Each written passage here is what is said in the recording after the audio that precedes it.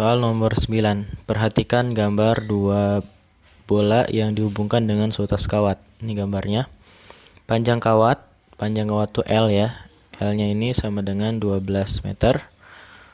Masa kawat diabaikan, maka besar momentum sudut. Nah, momentum sudut itu L ya. Nah, L ini rumusnya, L itu sama dengan I dikali omega. I-nya inersia, omeganya kecepatan sudut. Omeganya udah ada ini. Yang perlu kita cari dulu adalah inersia. Nah, inersia untuk ini kan, ini benda titik ya. Kita anggap benda titik. Rumus inersia benda titik itu sigma mr kuadrat.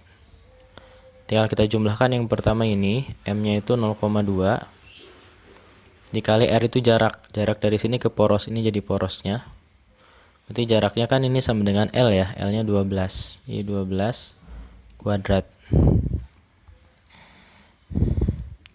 Terus kita tinggal lanjutkan, ini jadi 0,2 dikali 12 kuadrat itu 144.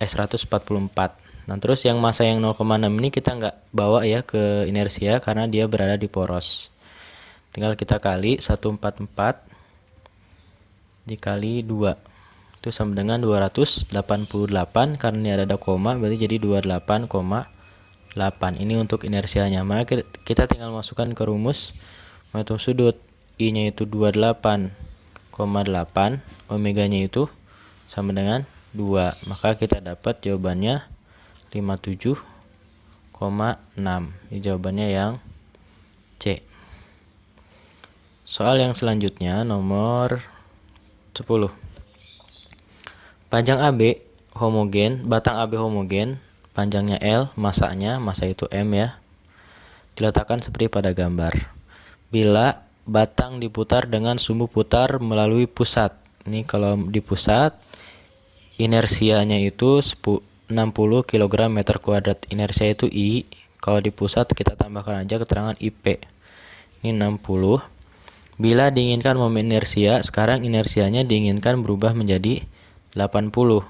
Maka sumbu putar harus diletakkan. Nih kalau di pusat, inersianya 60. Nah, kalau ingin 80, si sumbunya itu harus di mana? Ini ada keterangannya ya, sebelah kiri atau sebelah kanan, atau 2 meter dari ujung A, misal di sini, atau dari mana ya. Nah, ini harus kita ketahui dulu inersia batang ya. Inersia pada batang itu rumusnya ada 3. Yang pertama, kalau dia diputar di pusat. Kalau di pusat itu IP itu sama dengan 1/12 ml kuadrat. M-nya itu massa, L-nya panjang si batangnya. Yang kedua, bisa diputar di ujung. Diputar di ujung itu di sini ya. Ini jadi porosnya di sini. Diputar di ujung. Maka kalau di ujung itu inersianya I ujung itu sama dengan 1/3 ml kuadrat. Nah, bisa juga si batang ini kita putar dengan poros di sembarang, misalkan di sini. Maka kalau di sembarang inersianya itu I sembarang sama dengan IP ditambah MD kuadrat. IP itu inersia pusat yang ini, M itu massa, D itu pergeseran. Pergeseran misalkan awalnya kan di pusat nih, kita geser ke sini kan. Nah, ini yang jadi D-nya. Gitu. Nah, di sini kan kita nggak tahu nih yang 80 itu di ujung atau di mana ya. Maka kita anggap dulu yang 80 ini di sembarang. Oke, yang kita anggap di sembarang, maka kita masukkan ke rumus yang sembarang. I sembarang sama dengan IP ditambah MD kuadrat. IS-nya udah ada 80, IP-nya juga udah ada 60 ya. Ditambah M-nya udah ada ini 5 kilo. Nah, si D-nya ini yang mau kita cari. Jadi dia digeser di mana diletakkannya nanti ya.